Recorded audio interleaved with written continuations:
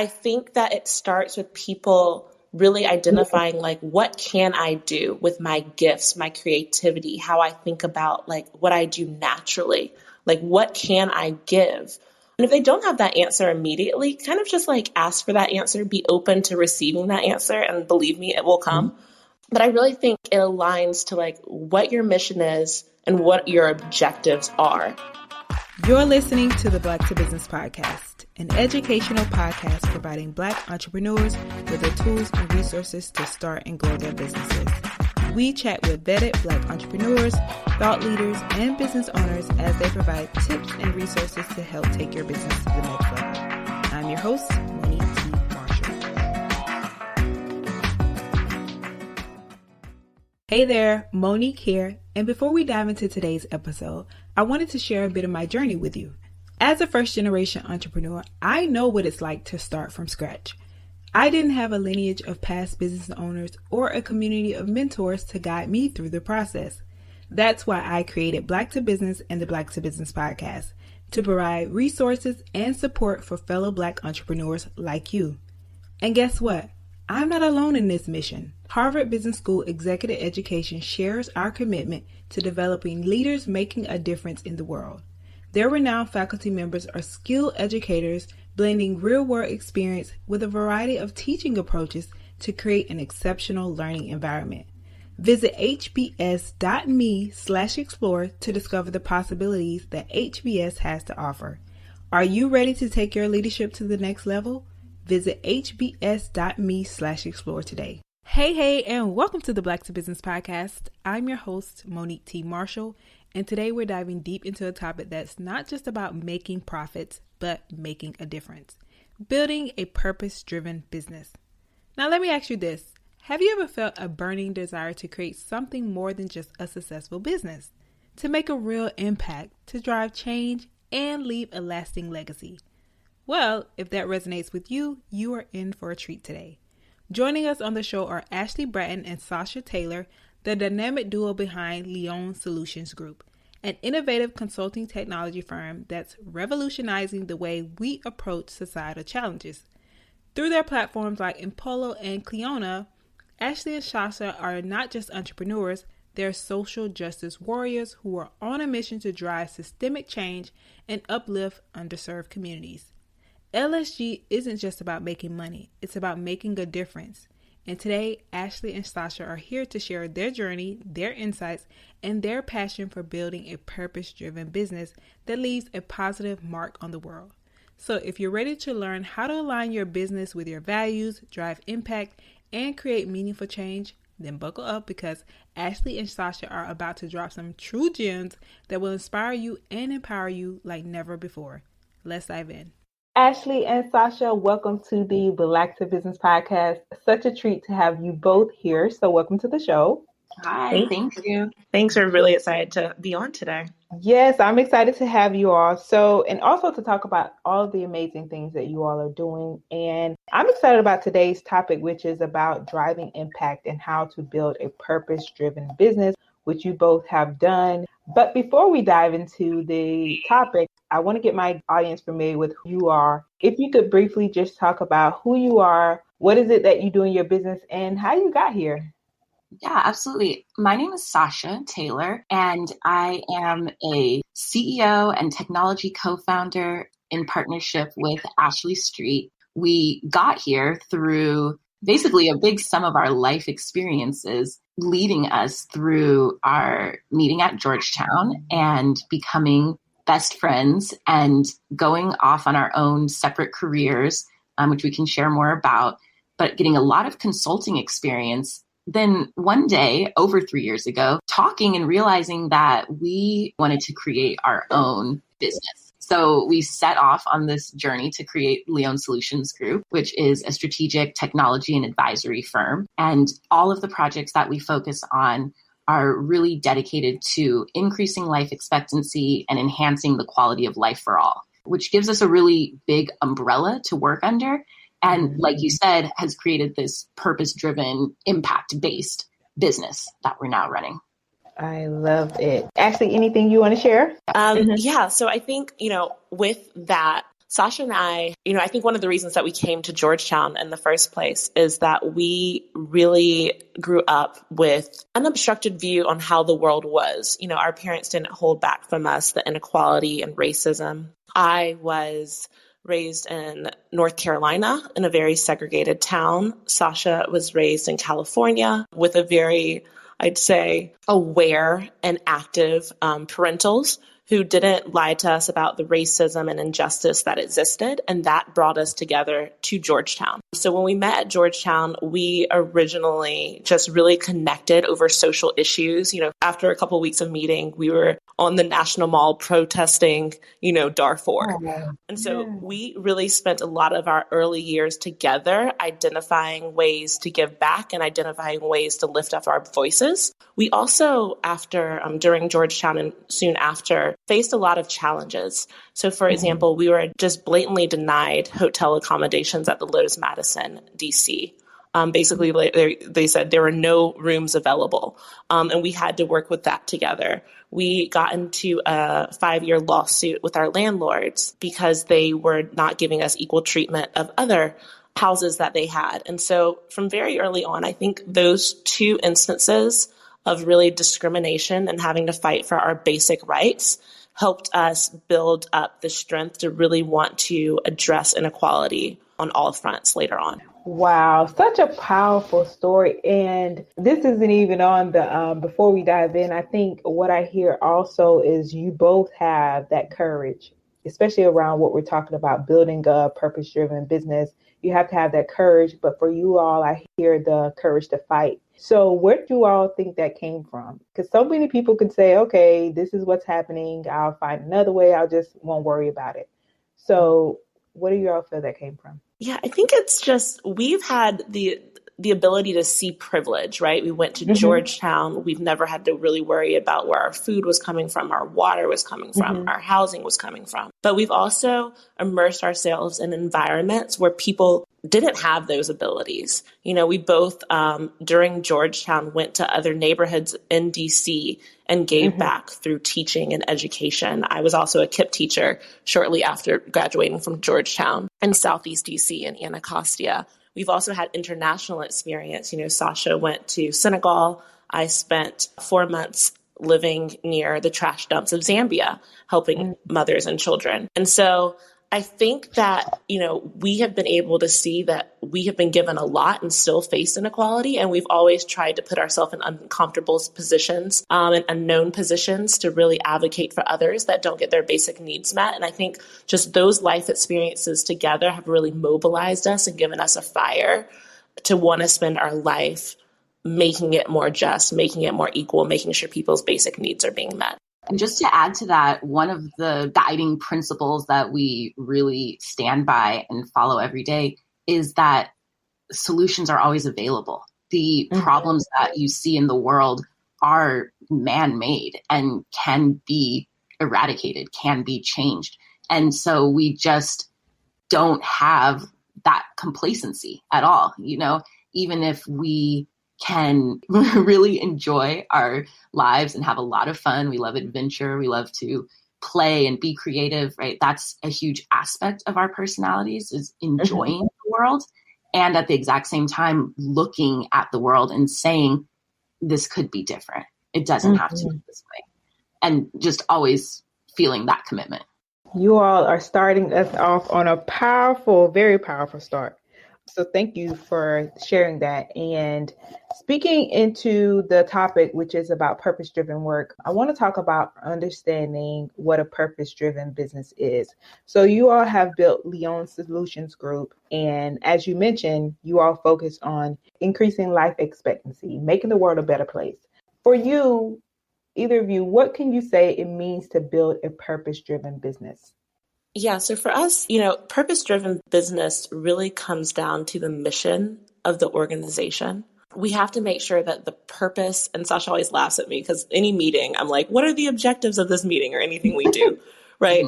And so when we look at the objectives of our company, it was really okay, well, what are the objectives? We can spend time doing anything. As we did, we spent over 20 years collectively working for consulting firms that weren't geared towards increasing the quality of life. They were geared at agencies or, financial institution or tech companies, but they weren't really helping the common person live.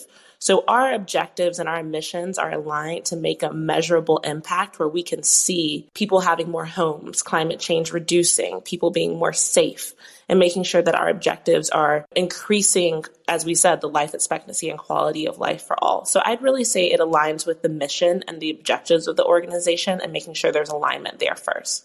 And within your question, it's two components, purpose and business. Right. So Ashley just spoke about the purpose. And I think there's been some, I don't know, let's just say capitalist misconception or myth that you either have to do good, right? And that's fuzzy and nice, or you make money. And that's maybe even more respectable, right? And depending on your perspective.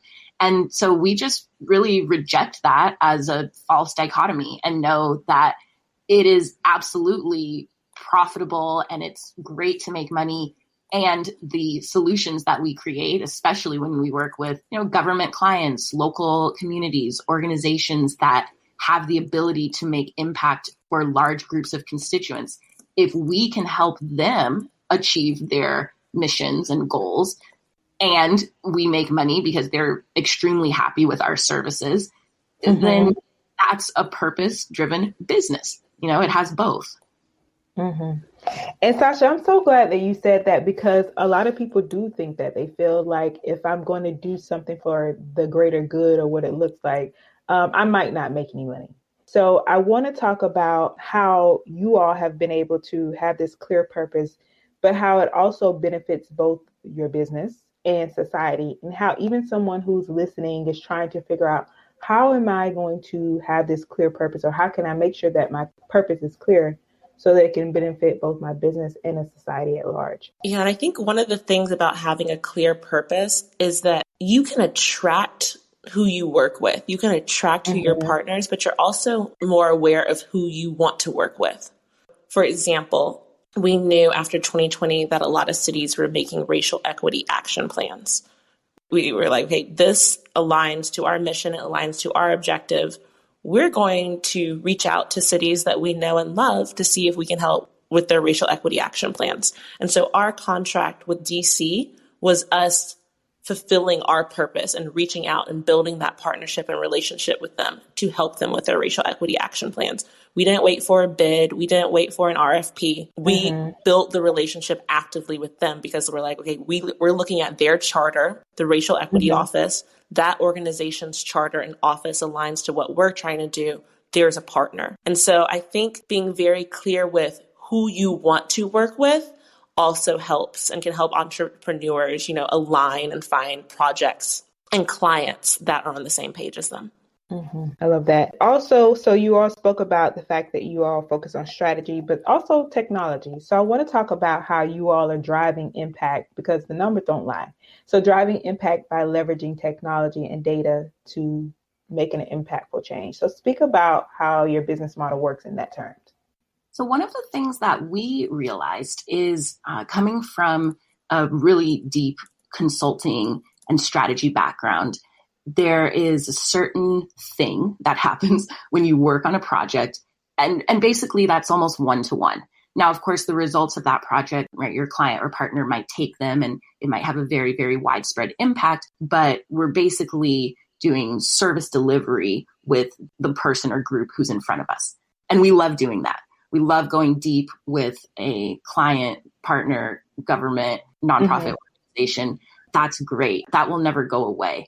But what we realized is if we want to massively scale, make a huge global impact, enhance the quality of life and life expectancy for multiple millions, even billions of people, that happens through technology, because technology can spread much more widely than, the strategic or advisory consulting services that we also offer. So that's, I would say, at least is a start in how we got into becoming technology co-founders. Yeah. And I'd say we use technology in a couple of ways. So technology is always, I feel like Most of the projects we do, we focus on people, we focus on process, and we focus on technology. And that's kind of ingrained in every kind of project, whether big or small. And that's just how we think of as consultants. And so we use technology in ways to optimize our clients, to make them more efficient. But technology is also one of the pillars that we focus on for LSG. So we focus on consulting, advisory, and technology. Our maternal health solution is our first product out of that technology pillar. And what we see is, especially with AI, people are really scared of AI, and they should be. I think there is some fear because what AI does is make humans more effective and efficient. So, if we are a country that's, wanting to make weapons more efficient, we can use AI to do that, right? But we also can use AI to uplift and provide more equality. And so we're using AI when it comes to our maternal health product, CLEONA, to really maximize and equalize the playing field for maternal health. And so we're really excited about this technology, but there are ways that you have to really think about using it. Like I think a lot of people, we love ChatGPT, we love Bard. They make us, we call them like our staff member. They help getting like the framework down so we can work more effectively.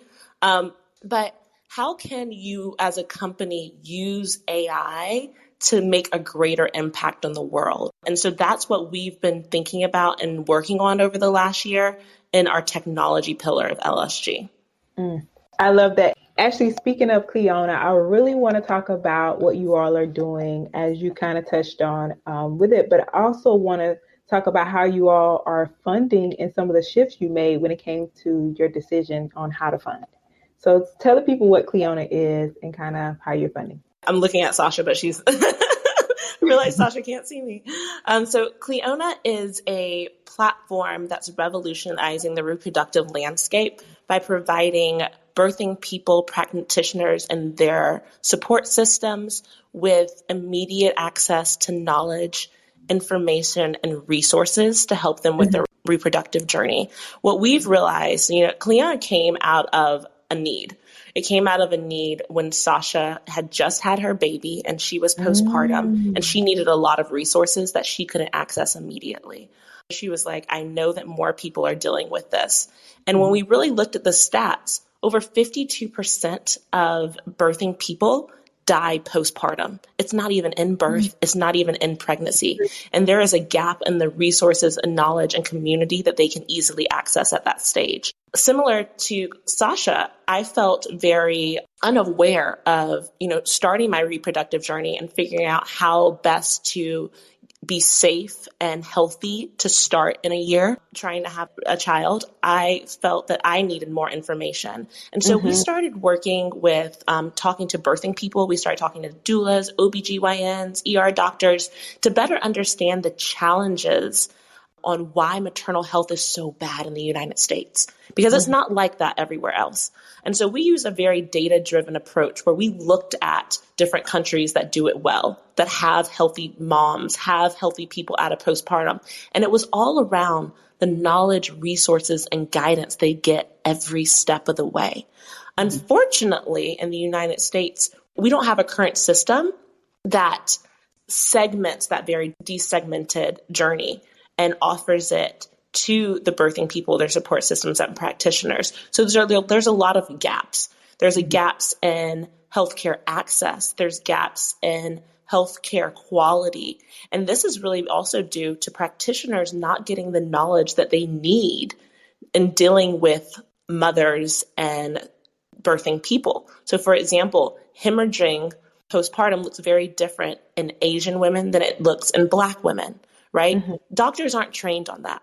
And so CLEONA is a way where we can actively use AI to fill those gaps, to make sure that people have access to quality healthcare, even when they're in maternal deserts, right? Even when they're in Alabama or Mississippi or Louisiana and state governments are going after their reproductive rights. They're trying to shut down doulas. They're trying to shut down midwives. We're making sure that people can access all the information they need no matter where they are. We created CLEONA, so we're coming up on the 1 year anniversary, the concept, right? Just thinking, really asking ourselves that question, how could this be better, right? How could this problem, this basically area of completely unnecessary suffering, how could it be better?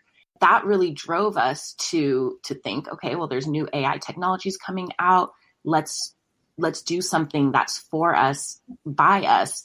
Ashley came in with a lot of expertise in bias in AI, right? And understanding, like she spoke about a few minutes ago, how can we really use these tools that are now becoming more and more widely available to create positive outcomes for ourselves and our communities? So we spent the whole summer really thinking about it deeply. We looked at all the numbers. It's definitely not cheap to stand up a big, essentially global AI solution, right? We don't have borders really. We're starting with the US because of the partnerships that we're able to create now, but this can easily expand and grow as a global solution. It's not cheap. And so we said, okay, let's go raise some money, right? Let's talk to some investors. Let's get these multi-millions of dollars in the bank so that we can really build this out. And that was a very interesting journey for us.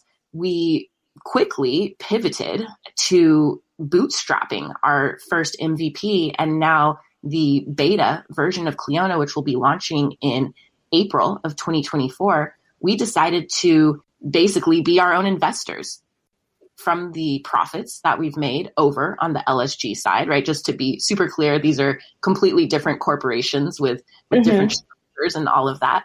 So we invested from the LSG side over to the CLEONA side so that we could retain as much ownership as possible of our business.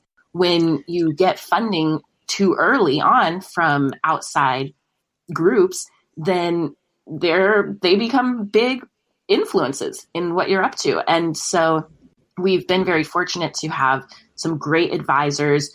I'd say we've been very fortunate to have each other because we work in a really flexible way.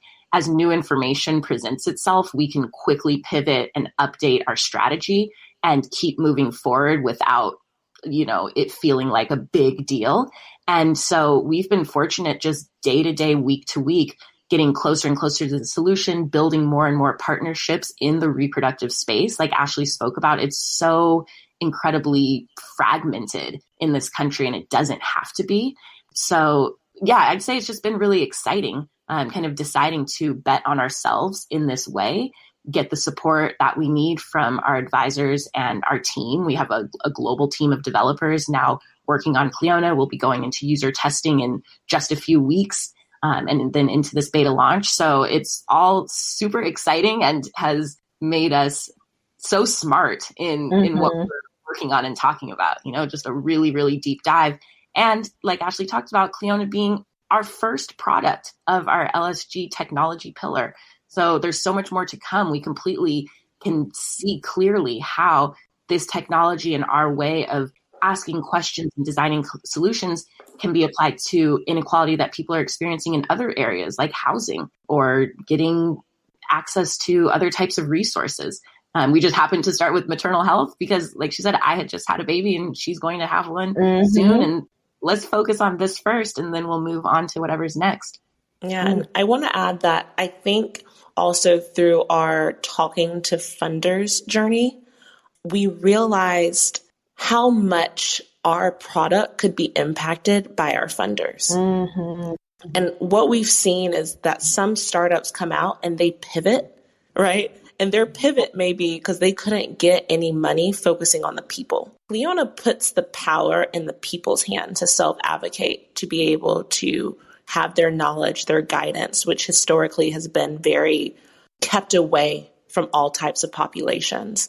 And what we found in lots of our early fundraising conversations is people wanted products for institutions. They wanted products for hospitals. And they didn't want products to uplift and empower the person, the birthing person, their support system. They didn't want products that identified all the gaps in knowledge that a doctor needs, right? And that questions the medical education that they're giving. They wanted products that institutions and hospitals could use. And so we knew that we would have to bootstrap this ourselves to keep the mission of uplifting birthing people and giving them the power to survive fundraising. And so with the beta launch, Our hope is to get enough users to show that this works, that people need this, that this is useful, and then be very picky, I would say, with the money that we accept. So one of the things that we also learned is that with our more social impact driven product, CLEONA, angel investors are more aligned to us than, for example, VCs, right? Those are basically like asset managers. They have a certain criteria. They want to see a certain return. But angel investors can move more on like how they're feeling, what interests them. And so also we learned with VCs that there's a lot more ambiguity into where that money is really coming from. And we really pride ourselves in being transparent. And we want to make sure that we're getting money from organizations where we can trace that money back to individuals and perform our due diligence to make sure that we're all aligned and looking for the same mission and goals. This is so good and so much within those answers, because I feel like it's even so powerful because of what we're talking about is purpose-driven work. And you all are so clear on what you do and who you serve and unwavering on that, because so many people could think like, I would have just took the money. And for you all, you're like, nope, we're willing to bootstrap this thing because our vision is very clear. And that goes back to the objectives, right? Because if we just took the money, like people are still going to die. Like truly, if we just made a solution for hospitals or cities or local governments addressing maternal health, people are still going to die. With the data-driven approach, it's really us looking back at like, why are people dying? Yeah. Right now, maternal mortality is getting worse every year, but 85 to 95% of those deaths are preventable. They're preventable. And so that was really a data statistic that stuck with us. And we're like, okay, we have to get in the fight, right? Because these people are dying for no reasons. People are losing their mothers and going without. Children dying after postpartum is impacted by preventable death. So it's really important for our community to make sure that we try our best to keep people alive and make sure that they have tools they need to succeed and to live and to thrive. That's beautiful. I love it. And now I want to talk about social impact. So for somebody who's listening, what are some key areas or advice you would give where businesses can drive meaningful impact? So some of the focus areas, such as for you all, maternal health and racial equality. So for someone who's listening, what are some other areas that they can consider? I think social impact for every organization really depends, and I sound like a broken record, but the mission and objectives of that organization. So for example, if you have a food truck, right, you would have a food truck and you like providing food. Guess what? There are people in your community that need food, right? And so I think that it starts with people really identifying like, what can I do with my gifts, my creativity, how I think about like what I do naturally, like what can I give? And if they don't have that answer immediately, kind of just like ask for that answer, be open to receiving that answer, and believe me, it will come. But I really think it aligns to like what your mission is and what your objectives are. I think sometimes, in 2020, what we saw a lot of organizations doing, we're like, ooh, we're going to focus on social impact and Black Lives Matter. But it wasn't the mission of their organization. It wasn't like an objective of their organization. And so it really didn't have a big impact because their mission and objectives didn't align to making a social impact in these areas. So now we've just seen them drop 2024. They've taken away their DEI and inclusivity resources, right? They're dropping a lot of those commitments that they made or just said they made and never made to social impact initiatives. As an organization, ask you, it's like, what are my gifts and what can I do with our mission that already exists? Or even how can I adjust our mission and objectives to address a need? And then starting from there, because if it doesn't align to the mission objectives, it's not going to stick. And so on the Black to Business podcast, we really like to give some step-by-steps. So I want to talk about some strategies for being able to do what you all have been able to do. So building a purpose-driven business. So for somebody who's listening, what are some steps that an entrepreneur can take to really define a clear mission statement for their business? One of the practices that we like to do with ourselves, our clients, and sort of anytime we take on a new initiative or start looking at a certain problem is create a manifesto, or you could even call it a declaration, which is not unlike a mission statement. But for the manifesto, we are blank, right? We're a group, we're a company, we're a collective of organizations. We are blank who believe this, right? Stating that super clearly up top. This is what we believe and what we stand for. And so this is what we're going to do about it. We are something that believes this. And so this is what we're going to do about it. And if folks can get really clear on that and write it on a piece of paper in front of their face on the wall or on their mirror to see every day, we've found that that is a very practical step.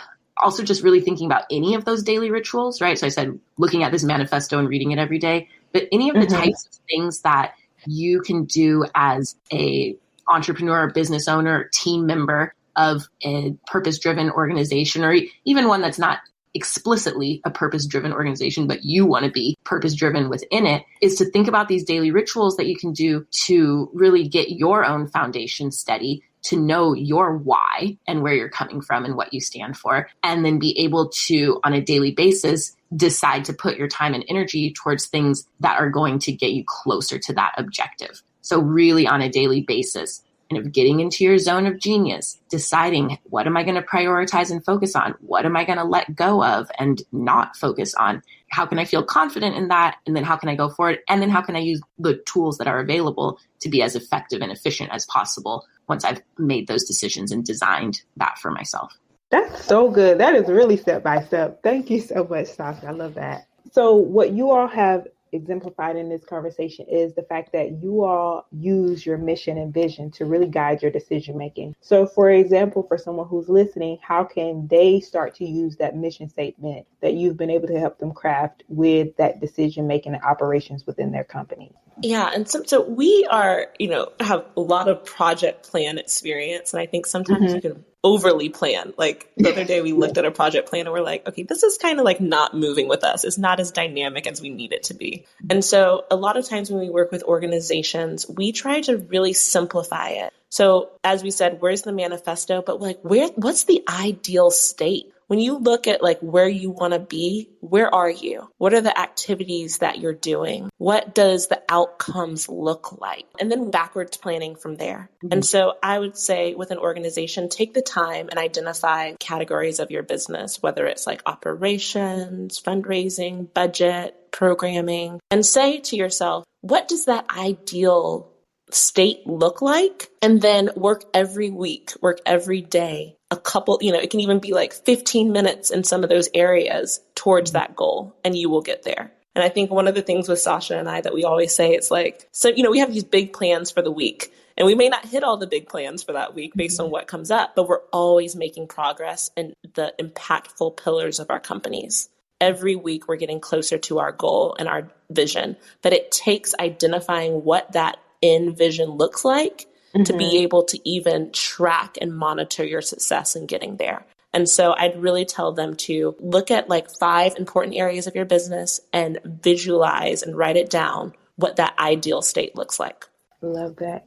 I would also add to that, hearing you speak, Ashley, I love working with you. And I know that it is rare to find a business partner who you can really align with and support each other and push each other and really get there to those ideal states. And so I know many entrepreneurs and founders and business owners might be more on the solo entrepreneur track. And that's great, right? It's totally fine, whatever your circumstances are. But it is amazing when you can find, if not a business partner, a peer mentor, an advisor, even a great podcast that you can listen to regularly and get some input and inspiration from. Because I think sometimes when we're on our own, it can be very easy to get stuck or stopped or not necessarily know what to do next, or, just feel a bit adrift at times. And so having that other person that can help to amplify what you're up to me has been completely just a huge component of the success that we've had so far, and the way that we'll continue to be successful and make a huge impact is through our partnership. Certainly. And Ashley and Sasha, when you look at, even from this conversation, but also when you look at the work that you do, and both with Leone Solutions Group and CLEONA, there's that authenticity, there's that sincerity there. So how do you make sure that that's a part of your business and ingrained in your business and how people view your business? And maybe some tips for others who want the same. Yeah, I think that came, for me, at least, of having years of not being authentic. So I feel like when I was working more in corporate America, there was just a point where I couldn't even, like, the words couldn't even come out of my mouth sometimes during meetings because it wasn't authentic to what my gifts are and what I wanted to give out into the world. So kind of even remembering that struggle, that I spent years working at companies that I didn't feel like I could be my authentic self, helps me now show up and have pride. Like even today for this, this podcast, I was like, I'm so excited that we're in the position where we can speak our truth. We can speak about what we're doing because, as most business owners, you kind of work on your side hustle until your side hustle becomes your main hustle. Yeah. And Sasha and I would be in the closet. We had things to say, we had thought leadership to produce, and we were like, we can't even say what we want to say. And so I'd really say that those years of kind of being in the closet and not fully aligning to our authentic self help propel us now and being like, hey, we're going to stand in our truth because we worked hard to get there, right? We took the risks, even monetarily, right? We took those risks to be able to show up as our true selves, wear what we want to wear, work from where we want to work from, choose the partners and the clients that we want to choose. And so just remembering that helps. I love that. I would also add, Monique, like it does no good to have some, purpose or mission or manifesto or anything like that basically just sounds and looks good, right? If someone is coming up with these things and this is going to sound really good, or so-and-so is going to like this, but they don't feel it first deeply in their core and really believe in it and really create that commitment, which is a daily recommitment, right? It's not a one-time, really a daily recommitment. If that's not there and it's just more of the aesthetic or the presentation or whatever, then that's no better than, what Ashley spoke about a little earlier, all these big companies in 2020 coming out with their social justice and Black Lives Matter statements that sounded good, but really weren't a deep core commitment. And we're seeing that 4 years later just kind of melt away or be canceled or whatever. So I think that's just another piece of it it would be better to wait and really listen to yourself and your intuition and, spiritually, however you think about receiving guidance from forces that are bigger than you, right? Really sit and be with that and grow and build in a piece by piece, day by day, brick by brick kind of way. That's going to give you more longevity and success, and you're going to feel better about your day-to-day activities than if you just start up front like big splash. Yeah, this is what and it's not really grounded in that yet. Yeah. So that's just something, for everybody to look at. Yes. And speaking of all of these things that you all have ingrained in you and how you feel, I want to talk about getting everyone else on board. So your company culture in fostering this sense of purpose, even among your employees, like how do you do that? And what are some tips for doing that? I think we do a really good job of learning what we wish we had in other organizations.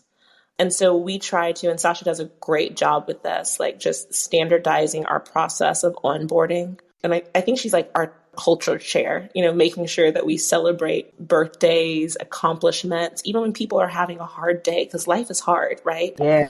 And so we've really created and make sure that our employees know that like they are themselves and they are a person first. They are a mother, they are a daughter, they are a sister, they are a wife, a husband, before they are an employee of our company. And so if they aren't mentally healthy or feeling safe or, in the right headspace, they need to take care of themselves first. They are the priority. And so we reiterate that to our employees. And I think that's created a great culture of people being very open, right? Like, I'm having a hard time in my family today. And, being able to even cry on our meeting calls, and we're like, okay, great, take the rest of the day off. And we send them like spa packages or a trip to a masseuse. So we both, like, massages are our love language. So if you work with us, you maybe send random massages. That's part of self-care. And so making sure that we have like self-care incentives for our employees, and they feel like they are in a safe space to show up as themselves. They don't have to comb their hair and put on a big grin when they're having a really bad day. They just don't have to do it. If something comes up with their child takes priority. Like, the company will still be here, even if they're not there that day. And I think in a lot of cultures we've been in, it's like the company over us, right? Like, oh, you have vacation days, you better be able to answer the call. Oh, you're in Bali? Great. Like, oh, I'm going to call you at this time, right? I've had to take my work laptop to Indonesia or Dubai. And so we don't want that. We want to make sure that people feel like they're themselves. And also we want to make sure that people are also thinking about, like, what is their gift to the world? What are they really good at? Where's their zone of genius? And so we have constant conversations with our employees like, well, what interests you? Right? What are you reading about? What are you learning more about? Like, what other skills would you like to obtain? And making sure that we hear them and then we immediately act on what they've told us. We, as an organization, have such a respect for the fact that knowledge and inspiration can come from anyone and everyone, right? So the newest person in, we empower them day one, right, during that onboarding call that Ashley mentioned, to say, hey, feel free to take a look around at everything that we're up to and let us know what you think. What could be done differently or better? What's confusing, right? We're extremely open to feedback because we know that the only constant is going to be change. And so, of course, LSG is going to look different than it did 3 years ago or even 3 months ago, because we're constantly growing and we just have this flexible, expansive mindset around everything that we do, including hearing from our team members and taking that into consideration as we move forward. I love that. And I love as she said, that Sasha is like the culture chair. I love that. I think she is. She's great. Yeah.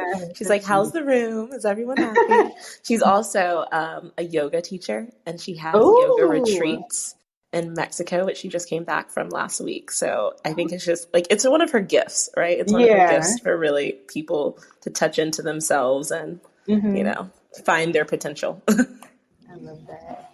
And now let's talk about measuring. So how do you measure the impact, or how do businesses measure the impact they're making, whether it be some key metrics or how are you tracking it? Yeah. And so this looks a little different, I'd say, per project. But, I'm really basic when I talk about it, but objective. So any objective has activities aligned to it. And then what we align to those activities are measurable outcomes. So, for example, a community organization could have an objective to make sure that they increase the nutrients or food provided to their community, right? The activity may be to work with food banks or get money to invest in more nourishing food for their community and to have weekly events to provide those. But then the metric tied to that objective is like how many people received food, right? How many people are now more food stable? And so we tend to tie our metrics to objectives just to make sure, one, we think it's, very streamlined and easy and easily also to track and to monitor, but it also should roll up to the objective. Because if you're giving metrics or looking at metrics that don't align to an objectives, you may not be really in alignment with your vision and what you're trying to do as an organization. I think just having this fascination with data and analysis is so healthy for a business that wants to have powerful outcomes and impacts. Like Ashley said, in addition to our work together as consultants and technology co-founders, we also have big, full lives outside of our jobs. I'm a yoga instructor. Ashley is an amazing dog mom. She's a world traveler. We have other things that we're up to. And so, but what we have in common is this obsession basically with data and analysis. And that's something that has really bonded us basically since day one, and especially since coming into business together, is what happened? What does the data say? How can we use this to be smarter and inform the next steps? And data comes in all forms. We have a great partner who has a qualitative and quantitative research analysis firm, right? So she's a PhD doing like really intense looks at all types of data. So we can learn from her in certain things. And then, like we said, we come from these consulting backgrounds. So we've had to do so many spreadsheets, so many models, so many, all these things that we've had to do in other phases of our life. We can now apply all of those to our own projects and to our clients' projects and basically just be like huge nerds about data and how it gets visualized and how you can learn from it. We just love data. Yeah. And I would say too that organizations should look at the data. Like there's so much data that comes in. For example, one of our local government clients, we look at public safety, and there was inequity in who was dying based on traffic deaths. And we had to really raise that to their attention. It's like, look, like these people, these demographics have higher deaths. Why? Right. And that wasn't something that they were really looking at. Like they saw it in a report, but it wasn't something that was really built into their strategy. So I'd really tell organizations like, no, look at the data, right? Incorporate it. And I think that comes back to objectives and measurable incomes, because if you don't look at the data and address it, you're not going to have the performance metric and you're not going to meet your objectives. Another thing I would say is that you can have data say whatever you want it to say.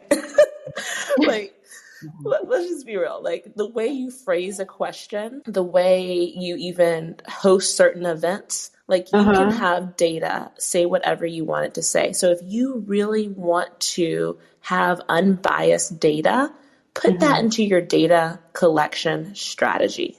For example, we were working with a local government and they wanted community data, and they would only have in town hall data collections at 5 p.m. on weeknights. And, we're just like, okay, there are so many barriers to be able to have unbiased data based on the way you're collecting data. So really look at, is my data biased? Is the way I'm collecting the data biased? Am I actually asking questions that all people understand based on their reading and education level? Because you want really clear data because it will only help your business. So I think we need to address our own bias when it comes to data collection.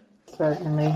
It definitely opened my eyes. I've learned so much in this conversation for sure. And I know someone who's listening, well, listeners have learned as well. You both are doing a phenomenal job. And I think anyone who's listening, they're going to want to either know how they can work with you all or support.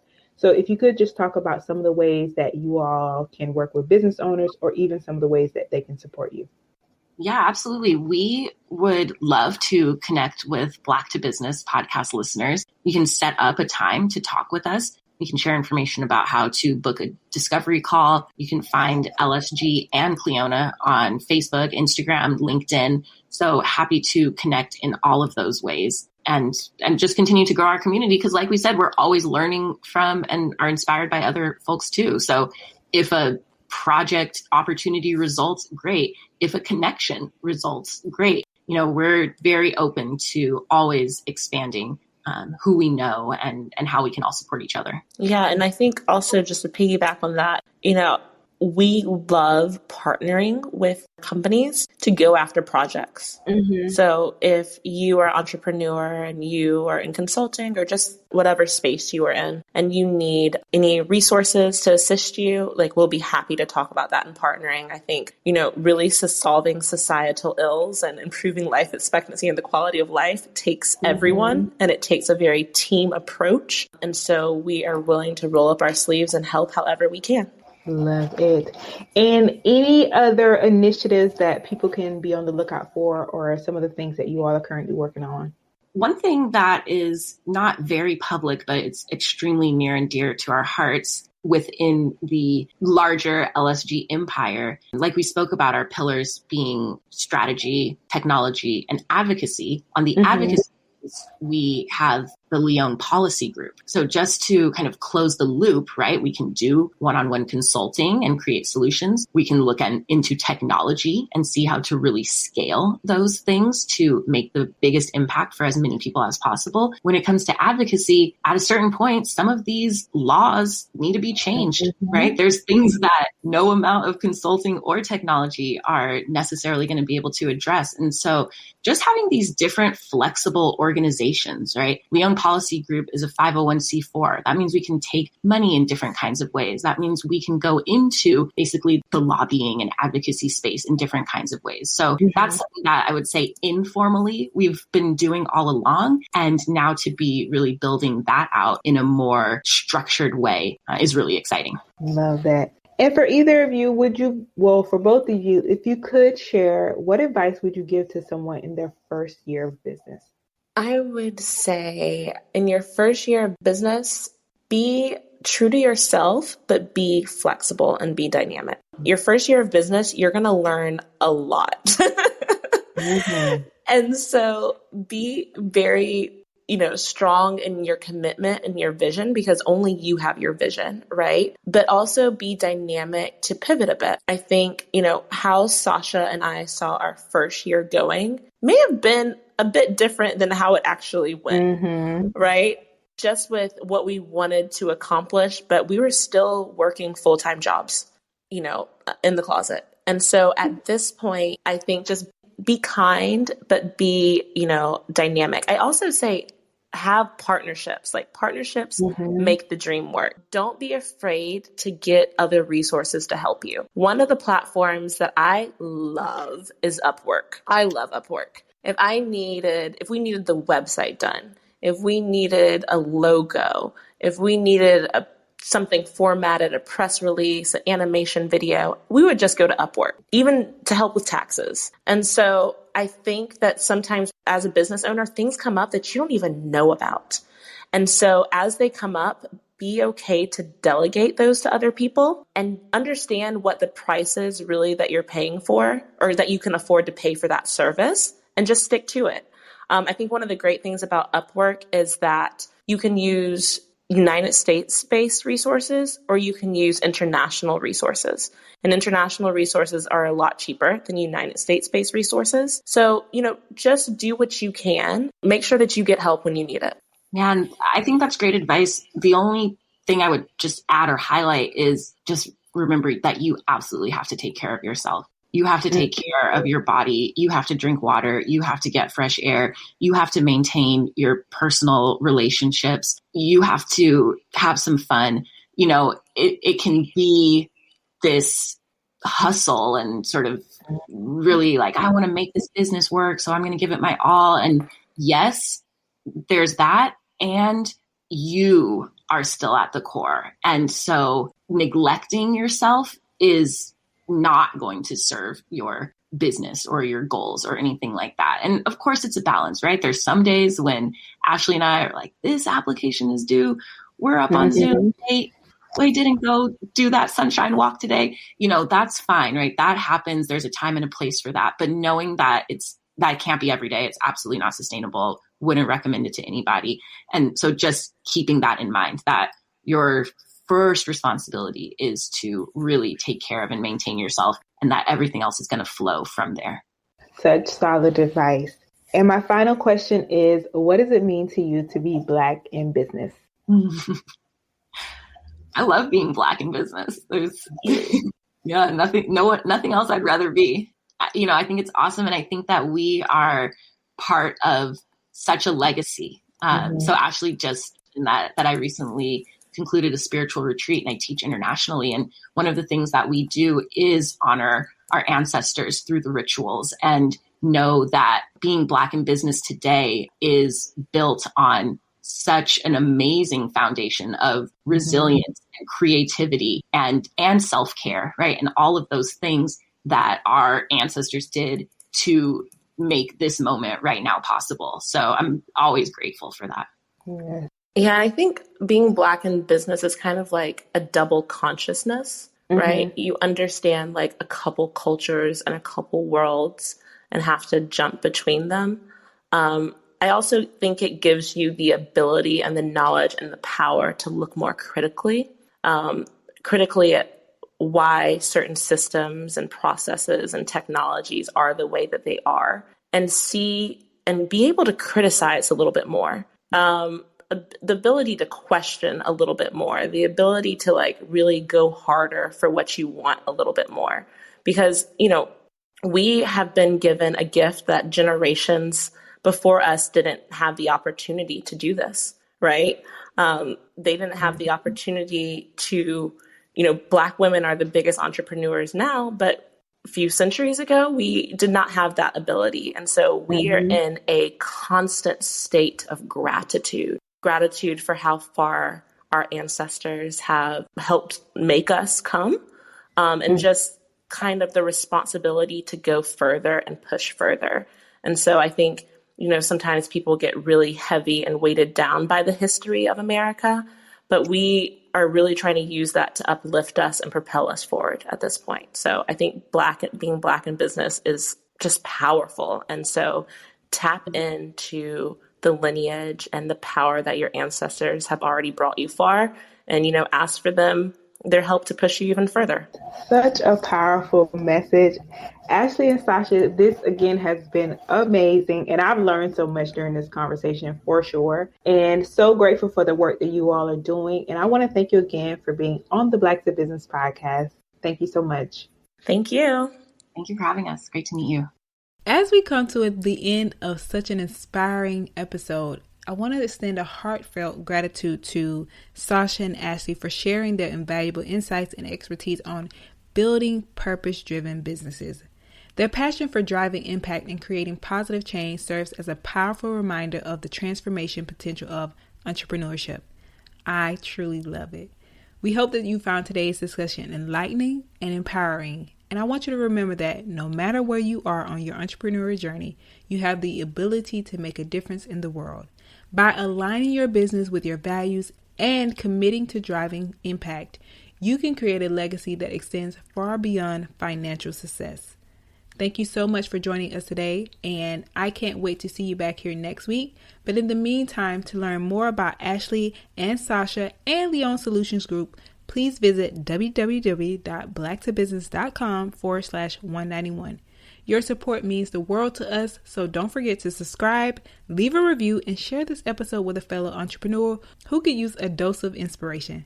Thank you for listening, and I will see you back here next week, same time, same place.